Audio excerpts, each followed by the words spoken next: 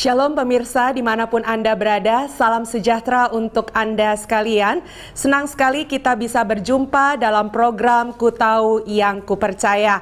Saya menyapa Anda, mungkin Anda adalah pemirsa yang baru pertama kali bergabung dengan kami. Program kami adalah program pembelajaran yang memberikan pengetahuan tentang kerohanian kekristenan dan juga pastinya akan menguatkan iman kita untuk menyembah Tuhan yang benar. Dan kami juga berterima kasih kalau Anda adalah pemirsa setia yang terus mengikuti episode lepas episode yang kami tayangkan.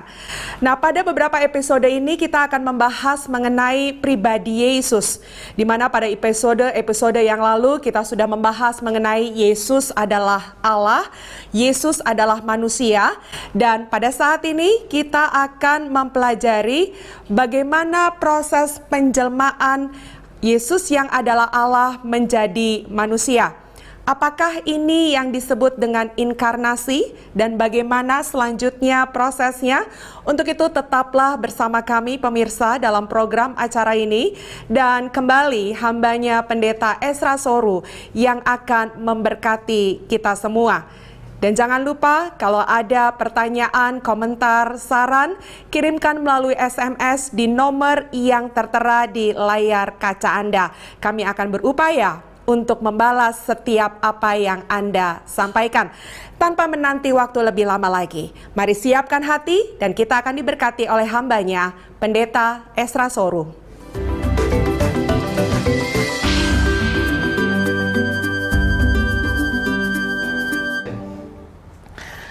Hal kedua yang akan saya bahas itu adalah subjek dari inkarnasi. Ya, ingat bahwa kekristenan mempercayai adanya Allah Tritunggal, di mana Allah itu adalah Allah yang esa, tetapi dalam keesaan Allah itu ada 3 pribadi di dalamnya, yakni Bapa, Anak, dan Roh Kudus. Ya, itu Allah Tritunggal. Nah, Allah Tritunggal ini ada Bapa, ada Anak, ada Roh Kudus. Ketiganya ini adalah pribadi yang berbeda, tetapi hakikatnya yang sama. Itulah sebabnya disebut sebagai Tritunggal. Kalau disebut Tritunggal, Tri ini 3, Tunggal ini 1. Berarti Tritunggal ada yang Tri, ada yang Tunggal. Nah, apanya yang Tri, apanya yang Tunggal? Yang Tri itu pribadinya, yang Tunggal itu adalah hakikatnya, ya. Nah, pada waktu kita berkata Allah menjelma menjadi manusia, dari 3 pribadi ini yang mana yang menjelma jadi manusia? Yang menjelma menjadi manusia ini bukan ketiganya. Yang menjelma menjadi manusia ini cuma pribadi kedua, yaitu Sang Anak. Sang Anak inilah yang datang ke dalam dunia pada saat Natal, yang waktu dia lahir diberi nama Yesus. Sang Anak ini adalah Yesus. Maka Sang Bapa tidak pernah menjadi manusia. Roh Kudus pribadi ketiga juga tidak pernah jadi manusia. Juga adalah salah kalau kita menganggap bahwa ketiganya itu menjelma jadi manusia. Tidak. Yang jelma cuma yang Sang Anak ini saja. Nanti Sang Anak ini menjelma menjadi manusia, nanti kan dialah yang mati di salib untuk penebusan kita. Maka yang mati di atas kayu salib itu adalah Anak atau Yesus ini. Bapa tidak pernah mati di atas kayu salib bagi kita. Roh Kudus tidak mati di atas kayu salib bagi kita. Hanya Sang Anak atau Yesus yang mati di salib bagi kita. Nah, ini harus kita pahami. Kalau tidak, maka kita bisa mengeluarkan kata-kata kalimat doa pujian yang adalah suatu kesalahan teologis. Saya pernah hadir dalam kebaktian, ada orang doa. Bapa di surga, aku mengucap syukur kepadamu karena engkau begitu mengasihi aku dan rela mengorbankan nyawamu untuk aku dengan mati di kayu salib. Tapi dia bilang, Bapa di surga. Berarti dalam pikiran dia, Bapa di surga inilah yang menjelma dan mati di atas kayu salib bagi dia.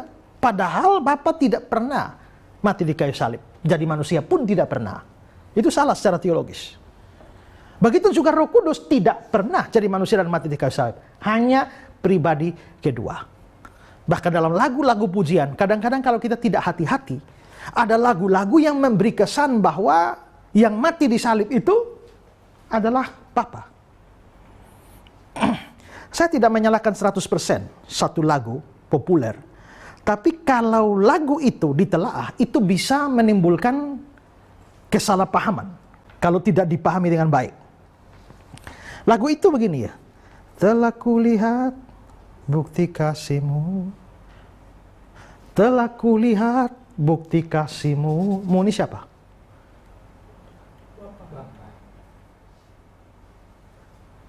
Kita belum tahu. Lihat kalimat selanjutnya. Kau menderita, gantikanku. Berarti Mu ini yang menderita. Oh, siapa? Bapak pernah menderita di atas kayu salib bagi kita? Tidak. Roh Kudus? Tidak. Lalu siapa menderita? Sang anak Yesus. Kalau begitu Mu di sini haruslah Yesus. Ya. Telah kulihat bukti kasih-Mu, kasih Yesus. Kau menderita, gantikanku. Dan seterusnya, tahu-tahu refnya, terlalu besar kasih-Mu, Bapa. Loh, kalau di ayat 1 ini bicara pengorbanan Yesus, kenapa kok ayat 2-nya dia lalu omong Bapa? Saya tidak terlalu tahu ini maksudnya lagu ini, tapi lagu ini, kalau kita tidak memahami dengan baik, bisa memberi kesan bahwa Mu yang berkorban mati ini adalah Bapa. Nah ini, kalau itu yang dimaksudkan, maka ini jadi salah. Ya, ingat, menyanyi tidak boleh sembarang. Ya, karena menyanyi itu dalam liturgika Kristen itu mengandung pengajaran. Maka jangan nyanyi sesuatu yang salah. Ya. Saya senang ada banyak lagu-lagu yang bagus dicipta pada zaman modern ini, tapi sayang kadang-kadang yang ciptanya ahli musik tapi tidak paham teologi. Dulu ada lagu begini. Yesus, Engkau Roh Kudus yang turun ke bumi. Yesus, Engkau Roh Kudus yang turun ke bumi. Salah. Yesus bukan Roh Kudus. Roh Kudus bukan Yesus. Itu dua pribadi berbeda. Yang satu pribadi kedua dari Tritunggal, yang satu pribadi ketiga. Ya, itu salah secara teologis. Makanya biarpun saya tidak anti lagu-lagu yang sekuler, tapi saya memang lebih suka lagu-lagu yang klasik. Ya, lagu-lagu hymn yang mana orang-orang yang menciptanya bukan cuma ahli musik, tapi juga ahli teologi. Yang menariknya adalah mereka bisa mencampurkan atau menggabungkan antara musiknya dan teologianya. Itu bagus. Kalau bicara soal Allah, Allah itu di tempat yang tinggi, ya kan? Dia tinggi. Makanya lagu-lagu hymn itu setiap kali kata Allah diucapkan, biasanya nadanya meninggi. Karena Allah di tempat tinggi. Hormat bagi Allah Bapa. Kenapa Allahnya kok notnya tinggi? Karena Allah di tempat tinggi. Maka notnya jadi tinggi. Coba. Suci, suci, suci, Allah Maha Kuasa. Kenapa pas Allahnya tinggi? Ya karena Allah memang Allah di tempat yang tinggi. Jadi itu konsep teologi Allah di tempat tinggi digabungkan dengan musik. Itu luar biasa itu. Ya. Tapi saudara kalau pintar nyanyi, ya. Saya tidak pintar nyanyi, tidak pintar not. Tapi suci, suci, suci, Allah Maha tinggi. Kalau saudara pintar nyanyi, bassnya akan bagaimana? Sementara yang satu suci, suci, suci, yang bassnya suci, suci, suci. Kok merendah? Karena begini, waktu kamu memuji Allah suci, suci, suci, Allah di Maha Tinggi, Waktu kamu lihat Allah makin tinggi, kamu akan rasa makin rendah. Maka Allah yang tinggi membuat kamu rasa rendah.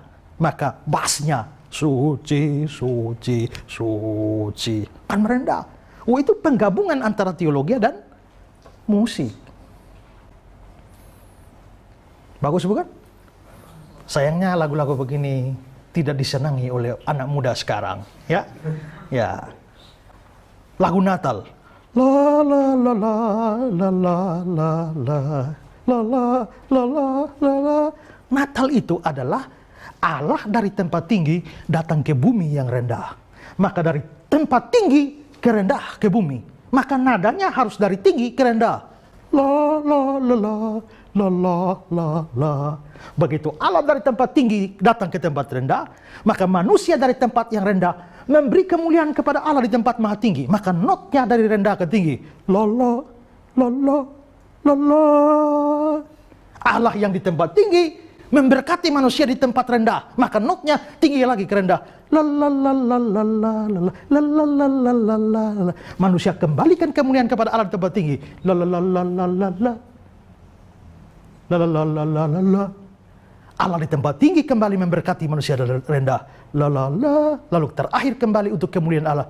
La la la la la la la la. Kemuliaan bagi Allah di tempat tinggi, damai di bumi di antara manusia berkenan padanya. Wah, itu not itu cuma tinggi rendah, tinggi rendah, tinggi rendah. Karena ada hubungan antara surga tempat tinggi dan bumi tempat yang rendah. Ada amin? Haleluya. Haleluya. Ya kan? Ya, saya juga senang lagu-lagu bebas, ya. Tapi seleksi. Karena ada lagu-lagu yang tidak pas dengan teologi yang benar. Begitu juga doa. Mungkin saudara pikir, doa biar salah pun Tuhan pasti terimalah. Memang betul, ya. Tuhan tidak selamanya dengar kata-kata doa. Perhatikan kata-kata doa. Kita doa mungkin kata-kata tidak pas juga. Tuhan lebih lihat hati kan. Ada anak kecil, mamanya ajar doa makan, pendek saja. Berkati makanan ini ya Tuhan, amin. Satu hari dia main-main di lapangan, tiba-tiba ada kerbau, lihat dia, kerbau lari mau tabrak dia, mau ya tanduk dia. Waktu dia lihat kerbau lari, dia cuma ingat harus doa. Doa yang dia tahu cuma doa makan. Begitu kerbau lari, dia, ya Tuhan berkati makanan ini. Amin. Begitu amin, kerbaunya sudah di sana. Dia memang mulut bilang, ya Tuhan berkati makanan ini, tapi Tuhan tahu hatinya, ya kan? Maka Tuhan kabulkan juga permohonannya. Jadi Tuhan tidak bergantung pada kata-kata doa kita. Tapi kalau kita bisa mengerti benar dan doa dengan benar, nyanyi dengan benar, why not? Dan itu seharusnya yang menjadi ideal. Ya. Jadi subjek dari inkarnasi adalah Sang Anak. Jangan salah nyanyi, jangan salah doa, jangan salah memahaminya. Mengerti sampai di sini? Pak, ada pertanyaan, Pak. Oh ya, silakan. Tadi Bapak sempat menyinggung soal reinkarnasi. Ya. Dan mengatakan bahwa kekristenan menolak itu berdasarkan Ibrani pasal 9 ayat 27 tadi yang mengatakan bahwa manusia ditetapkan untuk mati satu kali saja. Ya. Yang menjadi pertanyaan saya adalah kalau itu ketetapannya, bagaimana dengan orang-orang yang pernah bangkit lalu mati seperti Lazarus? Berarti mereka mati kedua kali dong. Nah, itu Pak. Ya, Lazarus mati, bangkit, dan mati lagi. Iya, berarti mati dua kali. Dua kali. Bertentangan dengan Ibrani 9 ayat 27. Iya. Sebenarnya tidak bertentangan. Kenapa? Karena di dalam Alkitab kita harus sadar kadang-kadang ada prinsip umum, tapi ada perkecualian-perkecualian. Contoh, saya berikan contoh. Semua manusia adalah orang berdosa.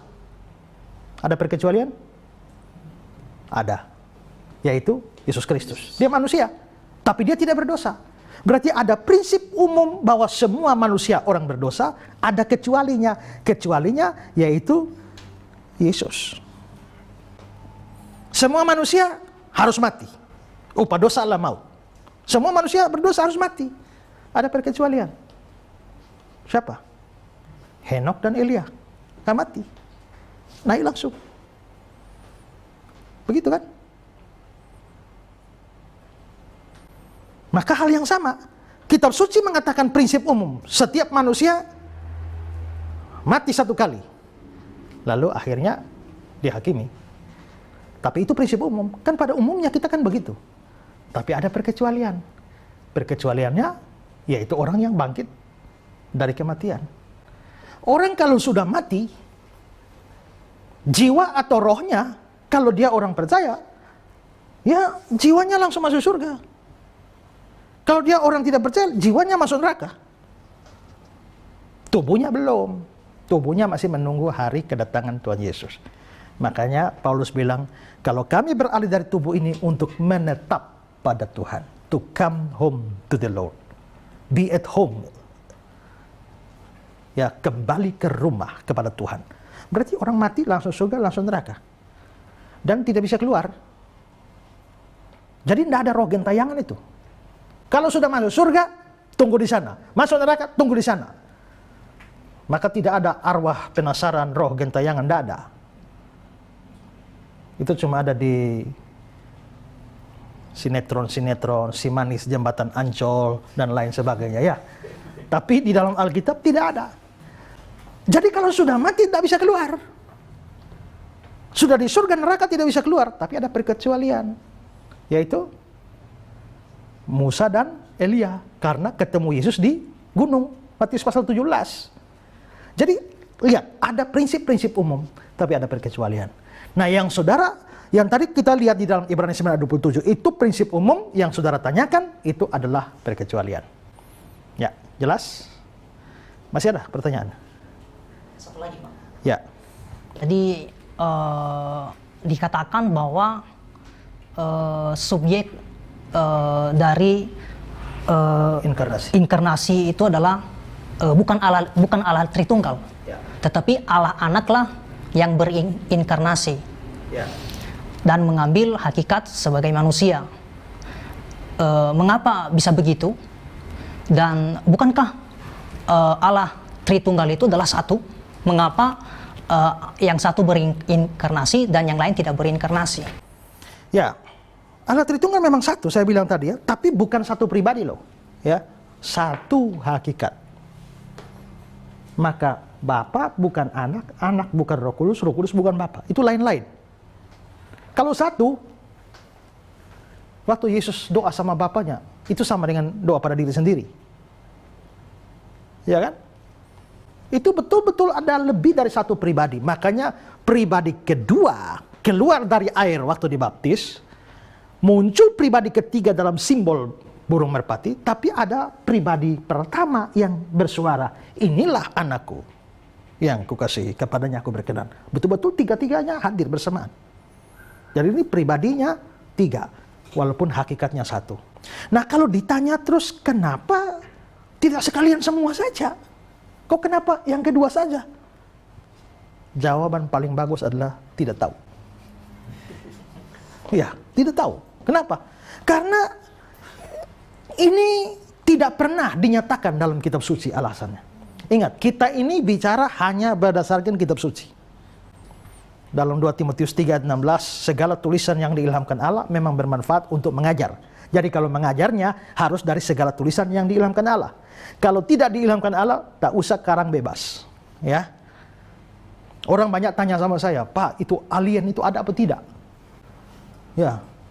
Apakah di Jupiter sana ada makhluk hidup? Ya. Jawabnya gampang, tidak tahu.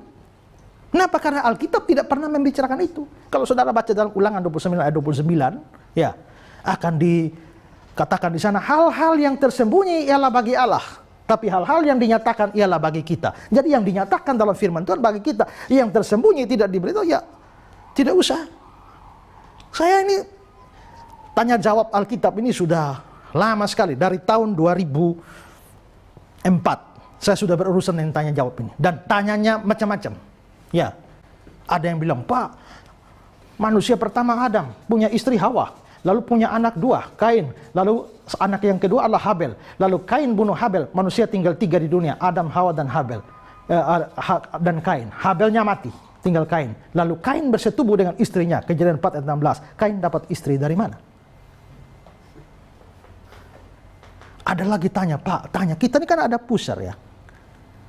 Lubang di perut kita tuh ya, hubungan dengan mama. Mau tanya, Pak, kira-kira Adam tuh punya pusar tidak? Kan dia tidak pernah dilahirkan. Sebelum saya jawab pertanyaan itu, saya tanya balik sama orang, kau mau tahu itu untuk apa? Ya, apa pentingnya Adam punya pusar atau tidak? Ya kan? Mungkin tidak punya, karena dia tidak pernah ada hubungan dengan mamanya. Tapi mungkin juga punya, supaya dia tidak kelihatan aneh sendiri. Waktu alam membentuknya dari tanah, dia bor sedikit di situ, lalu jadilah. Nah, untuk apa? Ya, ada hal-hal yang memang tidak perlu kita ketahui. Dan mengapa tidak 3 yang turun, hanya 1 saja, itu menjadi rahasia ilahi. Yang pasti adalah sejak kekekalan, sang anak telah ditetapkan untuk itu. Coba 1 Petrus 1 ayat 18-20.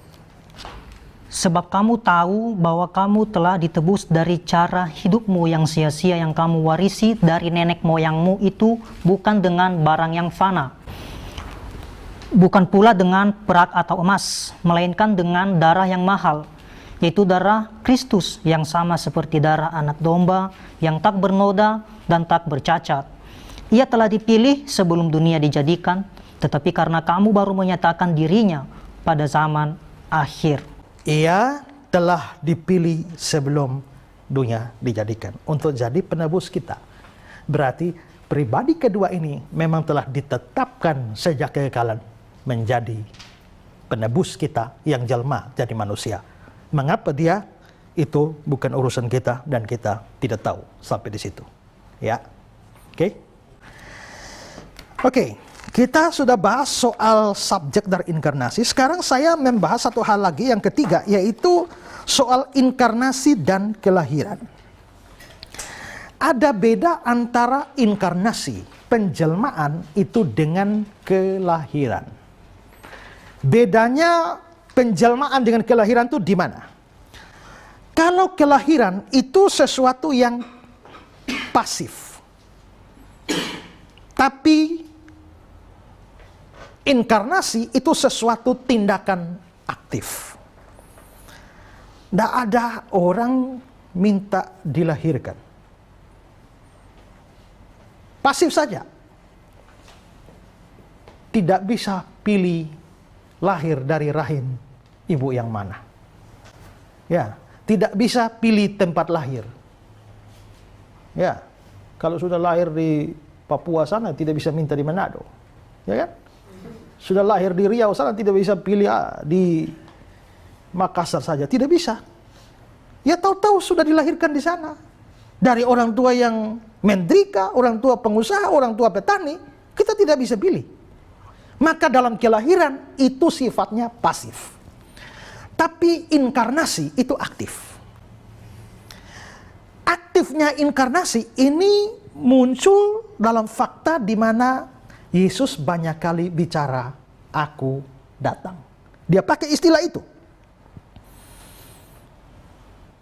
Aku datang untuk mencari, menyelamatkan yang hilang. Ya, aku datang, aku datang, aku datang untuk memberikan hidup yang penuh kelimpahan. Aku datang, aku datang. Aku datang itu menunjukkan bahwa dia itu aktif mengambil tindakan untuk datang. Ya. Memang Yesus pernah ngomong aku lahir, tapi itu ngomong 1 kali saja langsung nyusul aku datang. Coba saudara lihat Yohanes pasal 18 ayat 37. Maka kata Pilatus kepadanya, jadi engkau adalah raja? Jawab Yesus, engkau mengatakan bahwa aku adalah raja. Untuk itulah aku lahir dan untuk itulah aku datang ke dalam dunia ini. Untuk itulah aku lahir, langsung sambung, untuk itulah aku datang dalam dunia. Jadi Yesus banyak kali mengucapkan aku datang. Tapi 1 kali dia mengucapkan aku lahir, langsung disusul dengan aku datang. Maka ini menunjukkan bahwa Yesus itu memang punya tindakan aktif, mengambil keputusan untuk datang. Kalau saudara lahir, tak ada anak ambil keputusan lahir. Ya kan? Pasrah saja kapan lahir, di mana, apa boleh buat. Ya kan? Kapan lahir, ya itu sudah. Makanya kadang-kadang Kita tidak rasanya kepengen lahir 17 Agustus. Bisa? Bisa. Ya. Tahu-tahu lahir. Makanya orang lahir. Pas bulan Januari dia kasih nama Januar. Lahir bulan Februari, Febi. Ya, bulan Maret, Marce. April, Aprilia. Mei, Mei. Juni, Juni. Juli, Juli. Agustus, Agustina, Agustinus, ya kan? September, Sepri. Oktober, Octavianus. November, Novi. Desember, Desi. Begitu kan? Kita cuma ikut-ikut saja. Pas lahir, anak laki-laki. Perjaka, Joko. Bulan Purnama, Purnomo, maka Joko Purnomo. Begitu. Ada anak lahir, ya.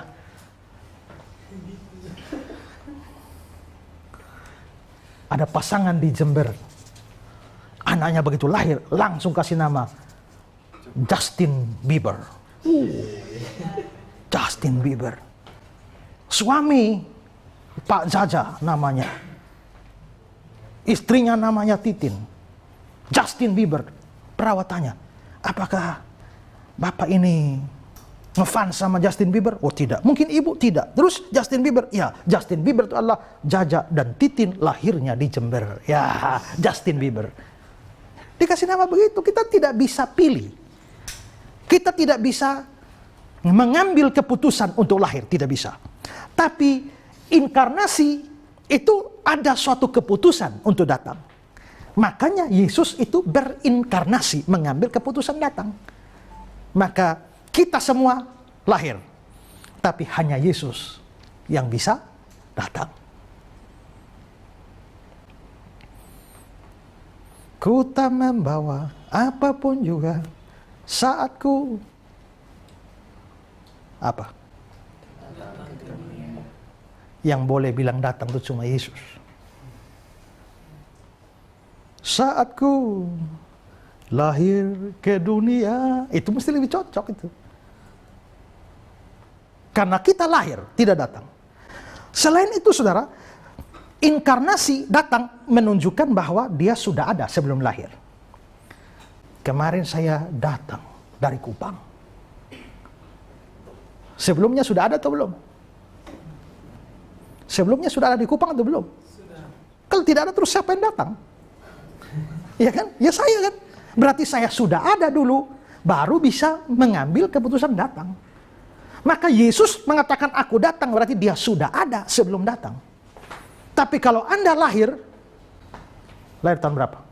97. Tahun? 97. Tahun 1980 ada di mana?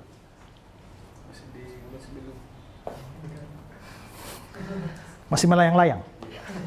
Gitu? Belum ada, ya. Maka semua manusia itu baru paling banter ada di rahim ibunya. Tapi sebelum di rahim ibu, dia tidak pernah ada. Beda dengan Yesus, sebelum lahir sudah ada. Makanya dia bilang sama orang Yahudi, sebelum Abraham jadi, aku telah ada. Ya kan? Berarti dia ada. Maka inkarnasi menunjukkan pra-eksistensi. Sudah hadir sebelumnya. Nah, itu bedanya inkarnasi dengan kelahiran. Sekarang yang keempat, kita perlu lihat apa perlunya inkarnasi, apa perlunya sang anak atau Allah menjelma jadi manusia. Ini sebenarnya sudah saya singgung dalam episode sebelumnya. Ingat bahwa upah dosa ialah maut, ya. Maut itu mati. Maka orang berdosa harus mengalami kematian. Tapi Allah mengasihi kita dan mau memikul hukuman dosa itu. Hukuman dosanya mati. Kalau dia mau memikul dosanya, berarti dia harus mati. Kalau dia tetap tinggal di surga sebagai Allah, mana mungkin bisa mati? Supaya bisa mati, maka perlu menjelma jadi manusia supaya bisa dibunuh mati. Dan dengan dibunuh mati, dia bisa menanggung hukuman kita yang adalah hukuman mati supaya kita tidak mati. Mengertikah engkau? Mengerti. Itu tujuannya. Mengapa Allah perlu jadi manusia? Paham? Atau ada yang mau bertanya? Ya. Saya mau tanya, tadi dikatakan bahwa inkarnasi digunakan atau diperlukan itu karena upah dosa atau kematian. Dan manusia itu berdosa dan Allah harus mati untuk menebus dosa manusia. Nah, yang menjadi pertanyaan saya itu mengapa itu Allah sebagai Allah yang Maha Kuasa dia mampu bisa melakukan segala sesuatu tanpa ada yang bisa membantah. Jadi untuk menyelamatkan manusia, mengapa Allah ini tidak bisa melakukan sesuatu tanpa ada namanya itu kematian? Kenapa kalau dia mau selamatkan manusia harus pakai mati? Tidak langsung saja selamatkan begitu kan? Tadi kan saya sudah jelaskan. Ini karena dia mau menanggung hukuman ini. Ya. Nah, banyak orang agama lain mengatakan Allah tuh Maha Kuasa, kalau mau selamatkan manusia ya selamatkan saja, pakai acara mati-mati segala, pakai acara lahir-lahir segala, ya, di kandang domba lagi. Kok repot amat Allahnya? Selamatkan saja, ada yang protes bunuh, selesai. Tapi kalau Allah lakukan itu saudara, Allah gagal menjadi Allah yang adil. Karena apa? Yang namanya keadilan itu adalah yang salah harus dihukum. Dan Allah tidak bisa tidak adil. Dan manusia berdosa, bersalah, harus dihukum. Allah tidak bisa membebaskan orang yang bersalah tanpa dihukum. Kalau dia lakukan itu dia tidak adil. Coba lihat Ayub pasal 10 ayat 14. Kalau aku berbuat dosa, maka engkau akan mengawasi aku, dan engkau tidak akan membebaskan aku daripada kesalahanku. Engkau tidak akan membebaskan aku daripada kesalahanku. Artinya apa?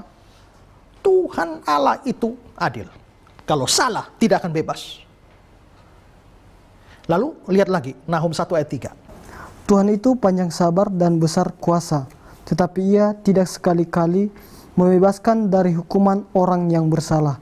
Ia berjalan dalam puting beliung dan badai, dan awan adalah debu kakinya.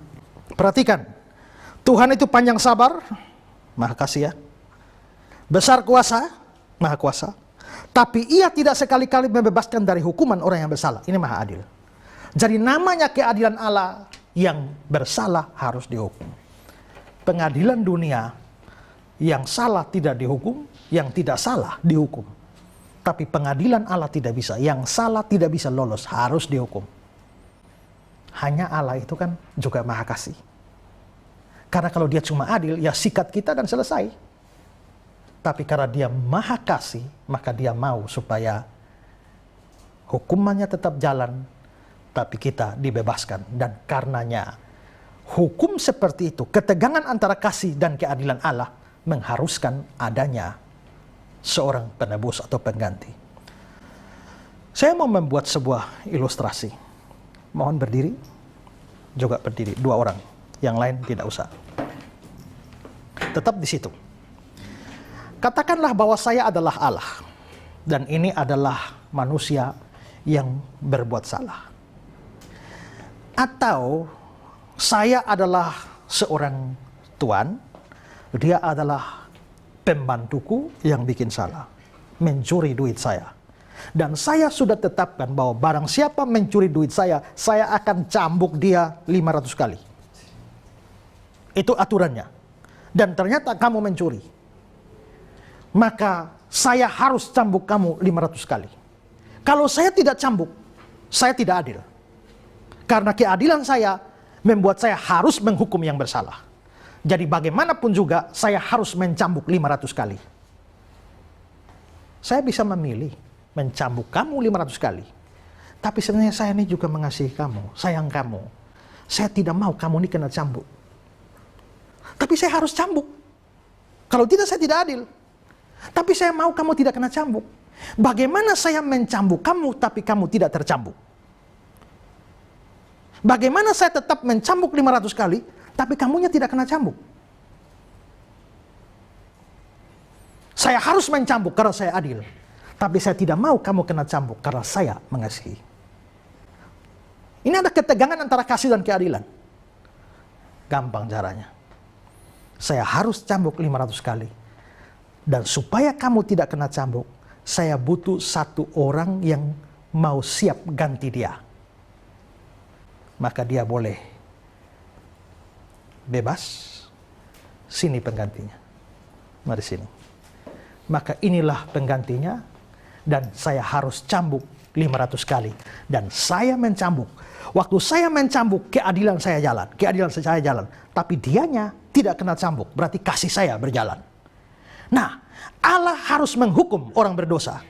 Tapi karena Allah mengasihi, maka orang berdosanya dibebaskan. Dan pribadi yang lain dari Allah Tritunggal, yaitu Yesus, dialah yang menerima hukuman itu. Cukup. Nah, maka saudara lihat bahwa keadilan dan kasih Allah yang mengalami ketegangan itu hanya ada satu solusi. Solusinya adalah ada yang mau ganti. Kalau tidak ada yang mau ganti, ini yang mesti habis. Kalau Yesus tidak ganti, kita semua yang harus menanggung. Dan semua manusia, mulai dari Adam sampai terakhir, semua akan masuk neraka. Ya. Tapi untung ada satu pengganti. Makanya Yesaya 53, penyakit kita lah yang ditanggungnya. Oleh bilur-bilurnya kita menjadi sembuh. Ya. Jadi itu mengapa Allah tidak bisa, selamatkan saja. Kalau dia selamatkan saja, tidak pakai acara hukum dijalankan, maka dia gagal menjadi Allah yang adil. Maka tidak bisa. Orang agama lain bilang, kok repot-repot amat? Memang. Ya. Kalau kamu bilang Allahmu selamatkan, berdosa selamatkan saja, berdosa selamatkan, itu mungkin Allahmu, tapi Allahku tidak. Karena Allahku adil dan hukuman harus tetap jalan. Ya, paham ya? Oke. Nah, sekarang saya bahas satu lagi. Apa yang terjadi saat inkarnasi? Waktu Allah jelma jadi manusia, sebenarnya apa yang terjadi? Dalam prosesnya ya. Sekarang saya minta dulu baca kembali ayat Yohanes 1, ayat 1 dan ayat 14. Pada mulanya adalah firman. Firman itu bersama-sama dengan Allah, dan firman itu adalah Allah. Langsung ke ayat 14. Firman itu telah menjadi manusia dan diam di antara kita. Cukup sampai di situ. Pada mulanya firman, firman itu Allah, firman itu menjadi manusia. Kata firman di sini, itu dalam bahasa Yunaninya itu adalah logos. Ya. Nah, maka apa yang terjadi saat sang logos itu menjadi manusia? Pada waktu sang logos atau sang firman menjadi manusia, perlu diketahui, ini bukan berarti sang logos atau sang firman itu kehilangan seluruh atau sebagian keilahiannya. Maksudnya begini. Sang logos atau sang firman atau sang anak itu kan Allah. Pribadi kedua dari Tritunggal. Waktu dia jadi manusia, ini katakan dia Allah 100%. Waktu dia jadi manusia, itu tidak berarti bahwa Allahnya jadi berkurang. Tadi Allahnya 100%, sekarang setelah jadi manusia, Allahnya tinggal 50% Allah. Atau bahkan, waktu dia jadi manusia, sekarang berhenti jadi Allah, Allahnya 0%. Tidak bisa begitu. Waktu Allah menjadi manusia, kealahannya tidak kurang sedikit pun. Dia tetap adalah Allah 100%, tapi sekarang menjadi manusia. Waktu Natal, ada orang tanya sama saya, waktu saya bikin acara tanya jawab di radio waktu Natal. Lalu orang tanya, Pak, mengapa Allah berubah menjadi manusia? Saya bilang pertanyaannya sudah salah. Allah tidak pernah berubah menjadi manusia. Dia menjadi manusia, bukan berubah menjadi manusia. Kalau dia berubah menjadi manusia, tadinya Allah. Lalu berubah, sekarang manusia, sudah stop jadi Allah. Tidak. Itu bukan inkarnasi yang sebenarnya. Inkarnasi yang sebenarnya Allah, dia bukan berubah. Tapi dia menjadi manusia. Dan Allahnya tidak berubah sama sekali, tidak berkurang sama sekali. Dalam penggunaan hari-hari, kalau kita menggunakan kata menjadi, saya kasih 2 contoh ya. Contoh pertama, Apa boleh buat, nasi sudah jadi bubur. Nasi jadi bubur.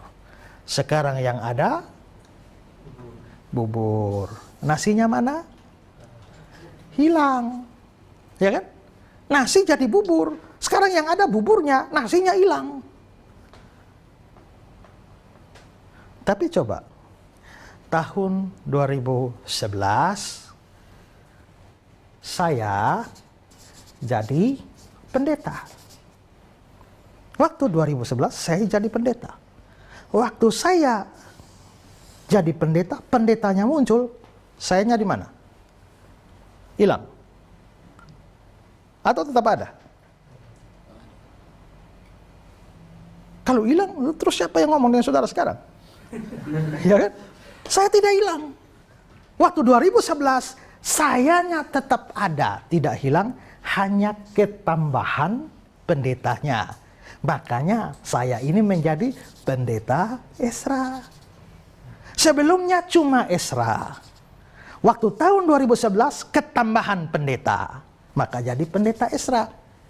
Esranya tetap, hanya ketambahan pendeta. Kalau ini, muncul buburnya, nasinya hilang. Waktu Allah jadi manusia, tidak boleh seperti nasi jadi bubur.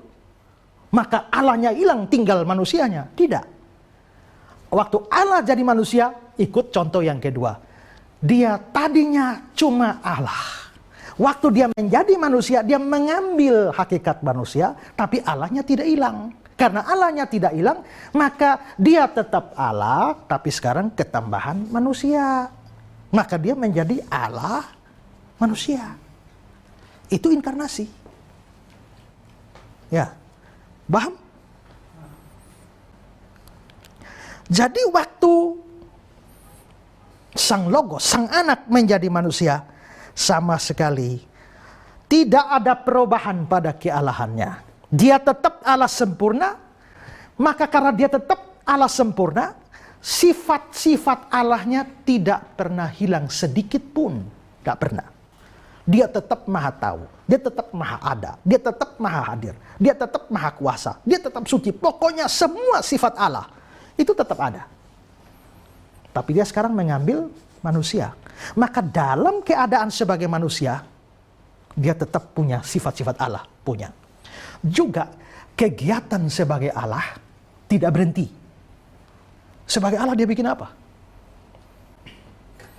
Allah kuasa melakukan segala perkara, Allahku maha kuasa. Terus, dia ciptakan seisi dunia, atur segala masa. Allahku maha kuasa. Allah itu kerjanya setelah mencipta tidak selesai. Dia masih menopang segala sesuatu dengan firman-Nya. Ini namanya karya, setelah karya penciptaan menyusul karya providensi. Maka dia memelihara jalannya seluruh semesta. Itu kerjanya Yesus. Sebelum inkarnasi. Setelah jadi manusia, bukan berarti dia pensiun sementara. Maaf karena gua mau jadi manusia, jadi terpaksa tidak bisa urus alam semesta lagi. Begitu? Tidak. Karena sebagai Allah, tindakan-tindakannya, pekerjaan-pekerjaan sebagai Allah tetap dijalankan walaupun dia menjadi manusia. Jadi inkarnasi itu, waktu Allah jadi manusia, nomor satu, dia tidak berhenti jadi Allah, hakikat Allah tetap sempurna. Kedua, sifat-sifatnya tidak berubah dan tidak berkurang. Ketiga, pekerjaan-pekerjaannya tetap dilaksanakan. Itu inkarnasi. Nah, saya mau memberikan beberapa kutipan dari beberapa teolog untuk memperjelas ini, ya. Ada satu orang mengatakan begini, Kristus direndahkan bukan dengan kehilangan, tapi dengan mengambil. Kristus direndahkan bukan dengan kehilangan, tapi dengan mengambil. Jadi dia direndahkan bukan kehilangan kealahan, tapi dengan mengambil manusia, kemanusiaan, hakikat manusia, dia justru direndahkan. Ibu Marta ini bajunya bagus sekali. Keren. Tapi saya bisa merendahkan beliau. bukan dengan mengambil bajunya yang bagus. Biarkan beliau berjalan dengan baju yang bagus. Tinggal saya ambil kain pel di belakang, tinggal gantung di belakang. Kalau dengan penampilan begini jalan semua orang terpukau. Tapi tanpa beliau sadar, saya ambil kain pel, taruh di belakang. Begitu dia jalan orang, wah, beliau sedang saya rendahkan. Bukan dengan mengambil apa yang dia punya, tapi dengan menambahkan sesuatu yang jelek. Ngerti? Yesus direndahkan, bukan dengan diambilnya kealahannya, tapi ditambahkan kemanusiaan yang lemah. Maka dia direndahkan dengan ditambahkan hakikat manusia, bukan kehilangan hakikat Allah. Ya, paham ya? Seorang teolog namanya Leon Morris, dia bilang begini, ketika firman menjadi daging, kegiatan-kegiatan alam semesta tidak dibiarkan terkatung-katung. Kalau dia menjelma jadi manusia, aduh, terlalu capek urus di dunia, jadi mohon maaf, saya lupa kasih napas sama manusia, habislah kita semua, ya kan? Ya kan? Lupa segala sesuatu pekerjaannya habis. Tapi tidak, dia kegiatan pada alam semesta tidak berkurang. Leon Morris juga melanjutkan, kita harus berpegang atau percaya bahwa inkarnasi berarti penambahan terhadap sesuatu yang sedang dilakukan oleh firman. Bukan penghentian dari sebagian besar kegiatan-kegiatannya. Penambahan hakikat manusia, bukan pengurangan hakikat ilahi. Ya. Lalu John Calvin, karena bahkan ketika firman dalam hakikatnya yang tak terbatas bersatu dengan hakikat manusia dalam satu pribadi, kami tidak membayangkan ia dibatasi di dalamnya. Ini adalah sesuatu yang menakjubkan. Anak Allah turun dari surga dengan cara sedemikian rupa sehingga tanpa meninggalkan surga. Dia tinggalkan surga tanpa meninggalkan surga. Dalam pembahasan tentang kemahahadiran, saya sudah jelaskan. Yohanes 1 ayat 1, pada mulanya firman, firman bersama dengan Allah. Itu ayat 1. Ayat 14, firmannya menjadi manusia, diam di antara kita. Jadi tadi firman dengan Allah, lalu sekarang dengan kita, tapi ayat 18, tidak ada seorang pun, yang mengenal Allah, tapi anak tunggal Allah yang berada di pangkuan Allah. Berarti dia bersama Allah, lalu turun bersama kita, tapi masih ada di pangkuan Allah. Maka Calvin berkata, anak Allah turun dari surga dengan cara sedemikian rupa, sehingga tanpa meninggalkan surga. Dia mau dikandung dalam kandungan perawan, berjalan-jalan di bumi, tergantung di kayu salib. Tapi dia secara terus-menerus memenuhi alam semesta, seperti yang ia sudah lakukan dari semula. Ya, dari semula. Dia sudah lakukan itu. Jadi, biarpun Yesus ada di dalam dunia, tapi dia tetap melakukan semua fungsinya. Nah, kenapa ini penting saya tegaskan? Karena ada satu ajaran. Ajaran ini namanya ajaran atau teologia kenosis. Apa itu teori atau teologia kenosis ini? Coba kembali melihat Filipi 2 ayat 5 sampai ayat 7. Hendaklah kamu dalam hidupmu bersama menaruh pikiran dan perasaan yang terdapat juga dalam Kristus Yesus, yang walaupun dalam rupa Allah tidak menganggap kesetaraan dengan Allah itu sebagai milik yang harus dipertahankan, melainkan telah mengosongkan dirinya sendiri dan mengambil rupa seorang hamba dan menjadi sama dengan manusia. Perhatikan ayat 7. Melainkan telah mengosongkan diri sendiri. Lah, Yesus itu setara dengan Allah, tapi sekarang mengosongkan diri. Apa arti mengosongkan diri di sini? Nah, kata mengosongkan diri di sinilah dalam bahasa Yunaninya adalah ekenosen, yang lalu diturunkan kata kenosis. Maka teori yang sedang saya singgung ini namanya teori kenosis. Teori pengosongan diri. Nah, teori ini mengatakan Yesus itu Allah. Tapi waktu dia menjadi manusia, dia mengosongkan diri. Tadinya Allah full. Tapi begitu dia menjelma jadi manusia, dia mengosongkan diri sehingga akhirnya dirinya jadi kosong. Maka Allahnya habis. Sekarang tinggal manusia. Kayak nasi jadi bubur tadi. Sekarang muncul bubur, nasi hilang. Teori kenosis mengatakan dia full Allah. Tapi begitu menjadi manusia, Allahnya kosong. Makanya di sini dikatakan, melainkan telah mengosongkan dirinya. Tapi teori kenosis ini salah dan harus ditolak. Kenapa?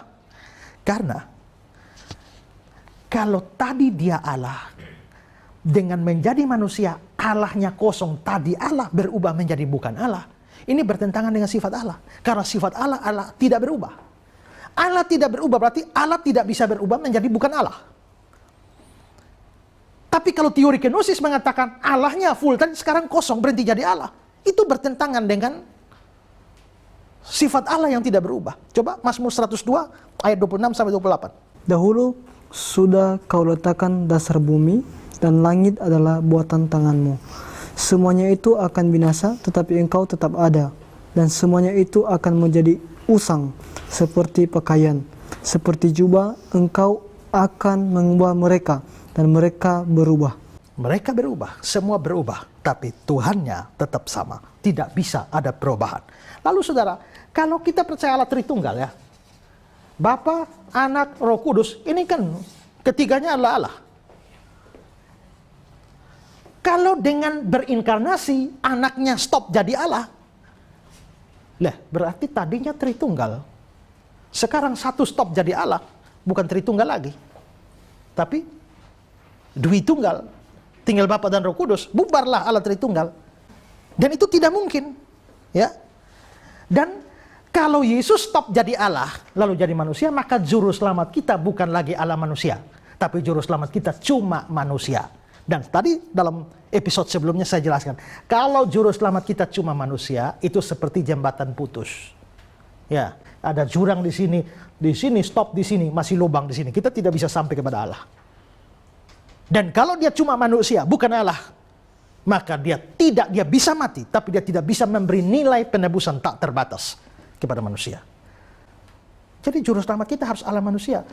Kalau teori kenosis benar, Allahnya hilang. Yesus tidak bisa jadi juru selamat.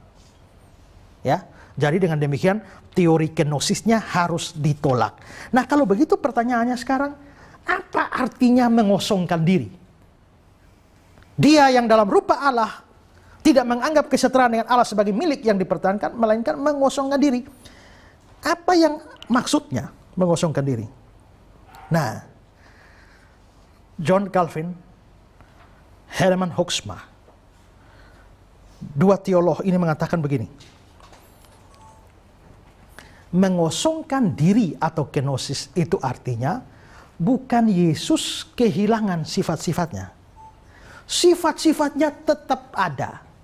Hanya dia tidak mempergunakan semua sifatnya itu untuk memudahkan hidupnya. Oke, Yesus Allah bukan? Punya sifat maha ada bukan? Kalau dia maha ada, waktu dia jadi manusia, dia sudah ada di mana-mana. Atau kalau dia mau saja, waktu dia pergi ke Betania, ke Yerusalem, ke mana-mana, ke Galilea dan sebagainya, jalan kaki. Lalu pinjam keledai. Kalau dia mau tidak usah, kan dia Allah. Set, muncul di Yerusalem, set, Betania, set, Galilea, selesai. Tapi dia tidak mempergunakan itu untuk bikin hidup mudah. Tapi tetap jalan kaki. Capek juga kan? Makanya sampai capek, sampai ngantuk. Kok laparlah Yesus? Habis puasa laparlah Yesus. Kan dia maha kuasa, tinggal set, lapar hilang. Selesai. Bisa. Tapi dia tidak mau mempergunakan itu sehingga tetap lapar juga. Ya kan? Tetap lapar juga. Kalau saudara baca ya di Injil Matius 13. Waktu Yesus buat banyak mujizat, pulang ke kampung, orang banyak takjub, lalu mereka bilang, siapa orang ini? Lalu dimunculkan kata, bukankah ia ini anak tukang kayu? Bukankah ia ini anak tukang kayu? Yesus tuh anak tukang kayu. Yang tukang kayu siapa? Bapaknya, Yusuf. Tapi dalam Injil Markus dibilang, bukankah ia ini tukang kayu? Siapa tukang kayu? Yesus. Berarti Yesus itu bapaknya, Yusuf itu tukang kayu. Yusuf mati muda kelihatannya. Karena dalam acara pesta kawin di Kana, acara keluarga, ada Maria di sana. Maria tahu isi dapur, makanya dia tahu anggur habis. Ini berarti acara keluarga. Yesus diundang, Maria hadir, tapi Yusuf tidak ada. Makanya para penafsir menduga Yusuf mati muda. Tapi waktu Yusuf mati muda, ini Maria ini mengandung tanpa hubungan seks dengan Yusuf. Yesus dikandung lalu lahir. Tapi setelah Maria melahirkan Yesus, Yusuf dan Maria ini kawin biasa sebagai manusia biasa. Lalu muncullah Maria hamil lagi punya adik-adik. Adik-adik itu yang ada di dalam Injil Matius pasal 13. Yoses, Yakobus, Yusuf yang nanti nulis surat Yakobus. Surat Yakobus itu ditulis oleh adiknya Yesus. Dan surat Yudas itu bukan Yakobus Rasul. Yakobus Rasul sudah mati di Kisah 12. Yudas Iskariot sudah mati gantung diri. Lalu siapa Yakobus yang tulis surat Yakobus? Siapa Yudas yang tulis surat Yudas? Itu adik-adiknya Yesus. Nah, lalu kenapa Yesus jadi tukang kayu? Karena bapaknya sudah mati muda. Dia harus sebagai kakak memikul tanggung jawab kasih makan mama dan adik-adik. Itulah sebabnya dia jadi tukang kayu. Pas di atas kayu salib dia ingat dia sudah mati, nanti mamanya bagaimana? Maka dia panggil Yohanes, "Hai ibu, inilah anakmu. Hai, inilah anak ibumu." Sejak hari itu Yohanes pelihara Maria. Berarti Yesus itu di dunia kerja capek jadi tukang kayu untuk kasih makan ibunya dan adik-adiknya. Kalau dia mau maha kuasa gampang kan? Tidak usah repot-repot. Mau tukang kayu, shoot, meja keluar. Shoot, tempat tidur keluar. Mebel muncul. Bisa. Tapi dia tidak mau mempergunakan segala kuasa sifat-sifatnya. Tahan. Dan dia tetap hidup seperti manusia biasa. Skap kayu juga, potong kayu juga, paku juga, keringat mengalir. Dia tidak mempergunakan semua kealahan untuk mempermudah hidupnya. Calvin Herman Hoeksma mengatakan bahwa itulah kenosis. Ya kan? Yesus pernah mau dirajam, lempar batu, dia lari. Menghilang. Kalau dia maha kuasa, pakai dia punya semua kekuatan, mau cari dia lempar dia, habis lu. Ya kan? Saudara lihat pada waktu mereka mau tangkap dia di Getsemani, dia tanya, siapa yang kamu cari? Yesus dari Nazaret. Dia bilang, akulah dia. Lalu terlemparlah. Jatuh kan? Padahal dia cuma omong 2 kata. Akulah dia. Langsung roboh. Maka Charles Haddon Spurgeon mengatakan, 2 kata yang dia ucapkan melempar mereka ke tanah. Kalau Yesus perpanjang 2 kata menjadi 1 kalimat, mereka bukan terlempar ke tanah, tapi terlempar ke neraka. Kalau dia mau. Sang kamu, dia bilang sama Petrus, sang kamu, aku tidak bisa memanggil lebih dari 12 pasukan malaikat untuk menyelamatkan aku. Kata malaikat di sana, kata pasukan malaikat itu legion. Legion itu istilah militer Romawi, 1 legion 6.000 tentara. Sang kamu, aku tidak bisa panggil lebih dari 12 legion. 12 kali 6.000, 72.000 itu di atas. Yesus kalau mau panggil malaikat saja, selamatkan dia, habis semua. Tapi dia tidak mau pakai. Itulah kenosis, mengosongkan diri. Kalau saya dihajar orang sampai bonyok, tapi memang tidak bisa balas karena yang hajar nih Mike Tyson, ya sudah, apa boleh buat, pasrah. Ya kan? Tapi kalau yang kurus, kering, kerempeng datang, sikat saya 1 kali pukul mampus dia. Tapi saya tidak boleh pukul. Lebih menderita mana? Memang tidak sanggup balas atau sanggup balas tapi tidak boleh? Lebih menderita sanggup balas tapi tidak boleh. Aduh, tidak boleh. Lebih menderita. Yesus itu bisa melakukan segala sesuatu, tapi dia tidak mau pakai semua itu. Tahan diri. Itulah kenosis, mengosongkan diri. Nah, karena itu maka di sini jelas inkarnasi, Yesus tetap sungguh-sungguh Allah dan menjadi sungguh-sungguh manusia tanpa kehilangan kealahannya. Maka kita tidak boleh menyangkal kealahannya, tidak boleh menyangkal kemanusiaan. Dua-dua harus diterima. Halsey Hobbs mengatakan, menyangkal kemanusiaannya adalah sama sesatnya dengan menyangkal kealahannya. Jadi kalau kamu tidak percaya Yesus Allah, hanya percaya dia manusia, kamu sesat. Kalau kamu percaya dia hanya manusia, bukan Allah, kamu sesat. Sebaliknya, dia hanya Allah, bukan manusia, kamu sama sesat. Bagaimana supaya tidak sesat? Percaya dia Allah, percaya dia manusia juga.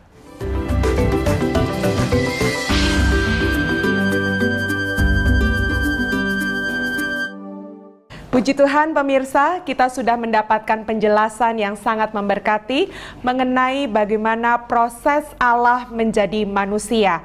Bukan berarti bahwa Allah berubah dan kemudian kehilangan kealahannya ketika Yesus menjadi manusia di atas muka bumi ini. Dan kita juga tadi sudah mendengar bahwa dari manakah hakikat manusia yang dimiliki oleh Yesus. Kiranya apa yang menjadi penjelasan pada hari ini akan memberkati kita semua dan akan menambah kecintaan kita kepada Tuhan. Terus berikan pertanyaan, komentar, dan saran Anda melalui SMS di nomor yang tertera di layar kaca, karena pertanyaan-pertanyaan Anda akan membuat kami terus menyajikan apa yang akan menjadi berkat bagi Anda sekalian. Episode ini berakhir, tetapi nantikan kami terus di episode-episode yang selanjutnya yang pasti tetap akan memberkati Anda sekalian. Terima kasih untuk perhatiannya, sampai jumpa lagi dan Tuhan Yesus memberkati. Sampai berjumpa pada program acara Ku Tahu Yang Ku Percaya.